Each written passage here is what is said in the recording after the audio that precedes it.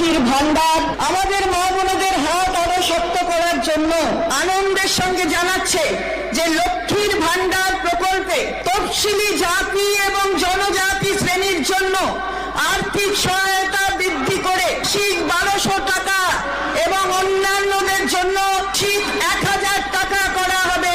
তো বন্ধুরা, আপনারা শুনতেই পেলেন, লক্ষ্মী ভান্ডারের টাকা ডবল করে দেওয়া হলো, মানে দ্বিগুণ করে দেওয়া হলো।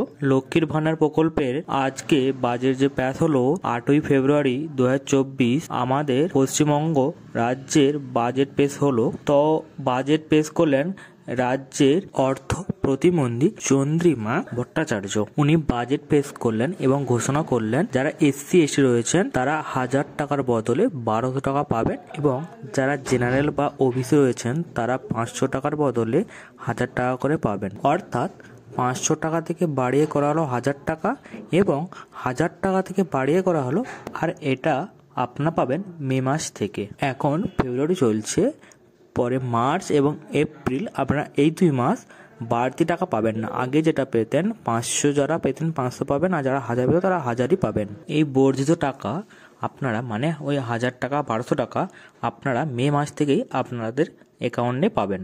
এই ঘোষণা আপনাদের কেমন লাগলো অবশ্যই কমেন্ট করে জানাবেন। আপনি কোন জেলা থেকে দেখছেন সেটাও কমেন্ট করে জানাতে ভুলবেন না।